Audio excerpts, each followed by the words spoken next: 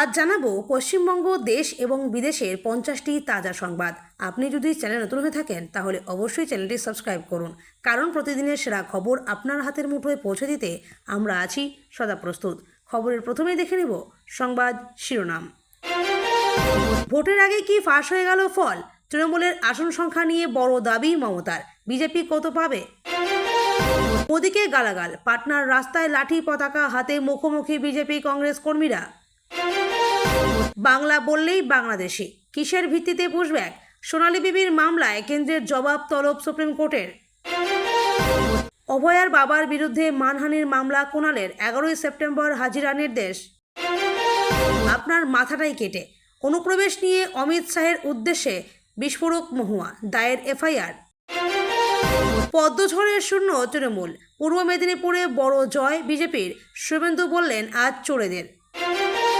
অযোগ্যদের তালিকা প্রকাশ নিয়ে সুপ্রিম কোর্টের নির্দেশ, কি বলছেন কুণাল ঘোষ? হাইকোর্টের শুভেন্দুর আবদার খারিজ, বিধানসভায় কেন্দ্রীয় বাহিনী মোতায়েনের আবেদন নামঞ্জুর বিচারপতির। নির্বাচন কমিশনের নির্দেশে তোলপাড় বাংলা, এসআইআর প্রক্রিয়া শুরু, আধিকারিক নিয়োগের ডেডলাইন জারি।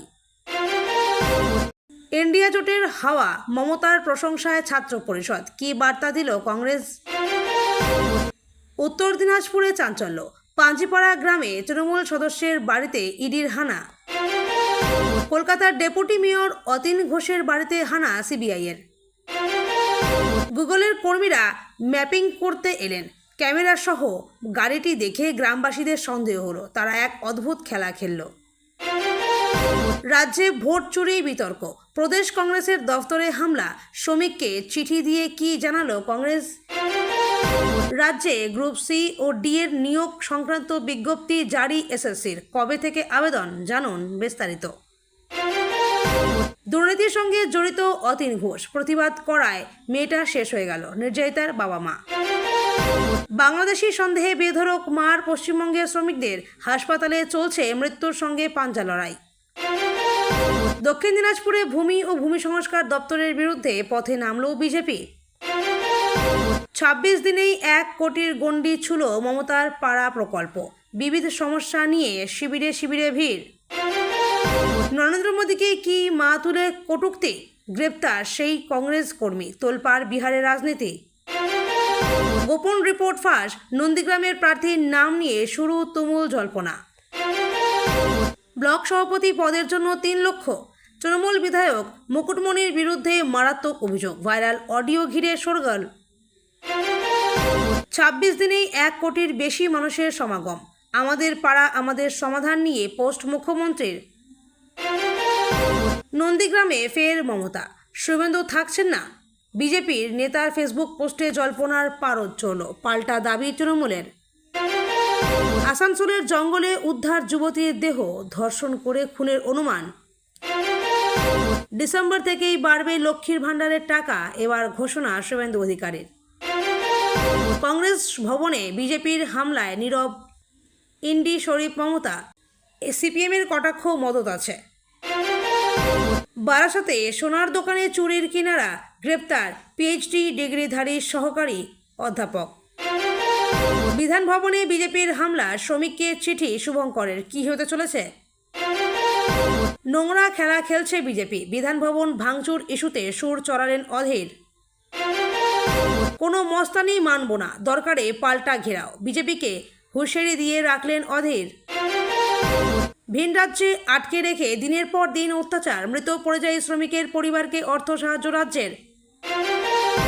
আরজিকর কাণ্ডের তদন্তে কলকাতা পুরসভার ডেপুটি মেয়র অতীন ঘোষের বাড়িতে সিবিআই। বিয়ের পর শ্বশুর দেওর, এরপর স্বামী, রাজস্থানের অদ্ভুত রীতির দাবি করে বিপাকে মহিলা আইনজীবী। সর্বদলীয় বৈঠক নিয়ে অসন্তুষ্ট তৃণমূল, বুথ বিন্যাসের রিপোর্ট নিয়ে প্রশ্ন তুলল বিজেপি সিপিএম।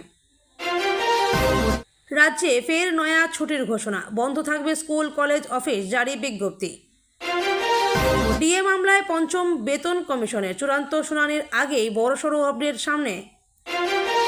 আকাশ থেকে নামল কিঞ্জল, ইউক্রেনের অস্ত্র কারখানায় ভয়াবহ হামলা চালালো রাশিয়া। কয়েকদিন থেকে দুর্গন্ধ ছড়াচ্ছিল, বন্ধ ক্লাবের দরজা খুলতেই বেরিয়ে এলো কঙ্কাল। প্রায় 2 লক্ষ ভোটারের ভবিষ্যৎ অনিশ্চিত, নির্বাচন কমিশনের কাছে কি হার মানবে বিরোধীরা? দেবীর আগমন গমন, এবার মা দুর্গা কিসে আসছেন, ফিরছেন কোন বাহনে, জেনে নিন কিসের ইঙ্গিত।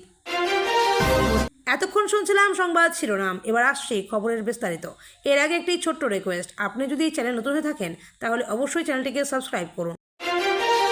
মমতা বন্দ্যোপাধ্যায় এক বক্তব্যে ইঙ্গিত দেন যে এবারের নির্বাচনে তৃণমূল কংগ্রেস রাজ্যে স্পষ্টভাবে এগিয়ে থাকবে।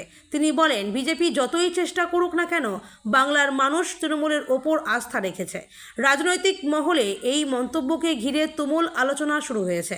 অনেকে বলছেন, ভোটের আগেই মমতা যেন ফলাফল ফাঁস করে দিলেন। বিরোধী শিবিরের অভিযোগ, তিনি নির্বাচন কমিশনের নিয়ম ভাঙছেন। আবার অনেকে বলছেন, এটা আসলে আত্মবিশ্বাসের বহিঃপ্রকাশ। এদিকে আইপ্যাক অডিও ফাঁসের প্রসঙ্গ আলোচনায় উঠে এসেছে, যেখানে প্রশান্ত কিশোর জানিয়েছেন, বিজেপি মতুয়া, অবাঙালি ও হিন্দুত্ববাদী ভোটে শক্তিশালী হতে পারে, কিন্তু মমতার মতে তৃণমূল মহিলা ভোট, গ্রামীণ ভোট ও সংখ্যালঘু ভোট নিজের দখলে রেখেছে। এর ফলে নির্বাচনী উত্তেজনা বেড়ে গেছে।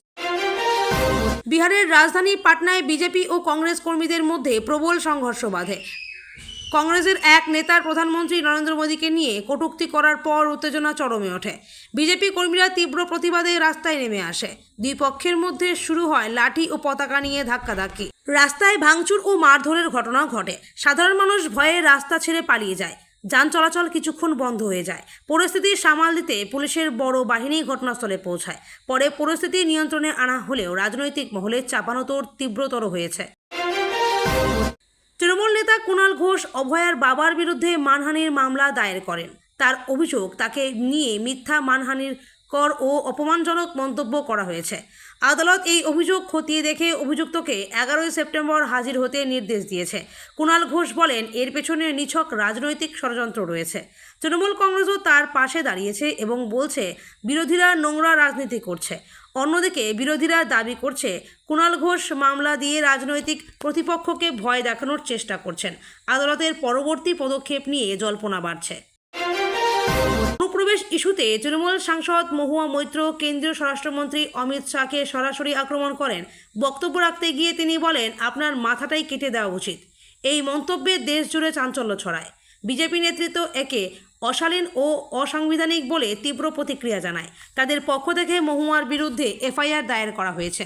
বিরোধীরা অভিযোগ করছে, তৃণমূল নেতারা রাজনৈতিক শালীনতার সীমা অতিক্রম করছেন। তবে মহুয়া মৈত্র নিজের বক্তব্যে সাফাই দিয়ে বলেন, তার মন্তব্যকে অন্যভাবে ব্যাখ্যা করা হচ্ছে। তিনি আসলে অনুপ্রবেশ ইস্যুতে দ্বিচারিতা বোঝাতে চেয়েছিলেন। পুলিশ ইতিমধ্যেই তদন্ত শুরু করেছে।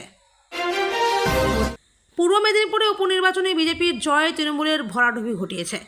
একাধিক আসনে বিজেপি বড় ব্যবধানে জয়লাভ করেছে। তৃণমূল প্রার্থী প্রায় শূন্যে এসে ঠেকেছে। শুভেন্দু অধিকারী ফলাফল ঘোষণার পর বলেন, আজকের জয় জনগণের জয়, চোরদের পতন নিশ্চিত। তার মতে, তৃণমূলের দুর্নীতি ও সন্ত্রাসের বিরুদ্ধে মানুষ ভোট দিয়েছে। বিজেপি কর্মীরা উল্লাসে রাস্তায় নেমে বিজয় মিছিল করে। অন্যদিকে তৃণমূলের শিবিরে হতাশা নেমে এসেছে। রাজনৈতিক মহলে এই ফলাফলকে আগামী রাজ্য নির্বাচনের ইঙ্গিত হিসেবে দেখা হচ্ছে। নির্বাচন কমিশন বাংলায় আসন্ন নির্বাচনের আগে বড় সিদ্ধান্ত নিয়েছে। শান্তিপূর্ণ ভোট গ্রহণ নিশ্চিত করতে এফআইআর প্রক্রিয়া শুরু করার নির্দেশ দেওয়া হয়েছে। কমিশন প্রতিটি জেলার জন্য নির্দিষ্ট সময়সীমার মধ্যে আধিকারিক নিয়োগের ডেডলাইন জারি করেছে। জেলার প্রশাসনকে দ্রুত পদক্ষেপ নিতে বলা হয়েছে। এই পদক্ষেপে প্রশাসনের ওপর বাড়তি চাপ তৈরি হয়েছে। তৃণমূল বলছে, কমিশনের এই পদক্ষেপ স্বচ্ছ নির্বাচনের জন্য প্রয়োজনীয়। বিজেপির অভিযোগ, এত কম সময়ে কার্যকরভাবে সবকিছু করা সম্ভব নয়। ফলে কমিশনের সিদ্ধান্তকে ঘিরে রাজনৈতিক মহলে নতুন বিতর্ক শুরু হয়েছে। উত্তর দিনাজপুরের পাঞ্জিপাড়া গ্রামে তৃণমূলের এক সদস্যের বাড়িতে ইডি হানা দেয়। ভোরবেলায় কেন্দ্রীয় বাহিনী নিয়ে ইডির দল হানা দেয় এবং বাড়ি ঘিরে ফেলে। অভিযোগ, সরকারি প্রকল্পে দুর্নীতি ও টাকার অপব্যবহার হয়েছে। তল্লাশিতে একাধিক নথি বাজেয়াপ্ত করা হয়েছে। স্থানীয় মানুষ এই ঘটনায় চাঞ্চল্য প্রকাশ করেন। অনেকেই প্রতিবাদে ভিড় জমালেও ইডি তাদের কাছে অটল ছিল। তৃণমূল নেতৃত্ব অভিযোগ করেছে, বিরোধীদের চাপে কেন্দ্রীয় সংস্থা রাজনৈতিক উদ্দেশ্যে এ ধরনের অভিযান চালাচ্ছে। বিজেপির দাবি, দুর্নীতি দমনে এটি প্রয়োজনীয় পদক্ষেপ এবং আগামী দিনে আরও বড় তথ্য বেরিয়ে আসবে। এবার প্রথমবার মাল আছে পয়সা দিয়ে করে নিছে। ঠিকাদারি করে ও এবার ও প্রধান হওয়ার চান্স লাগাইছিল এবার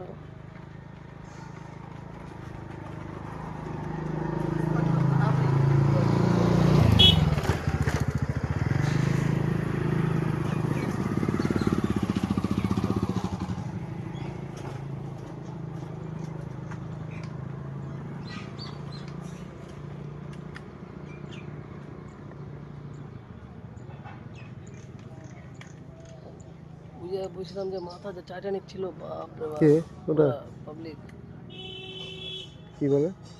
তোরই আর প্রশ্ন ও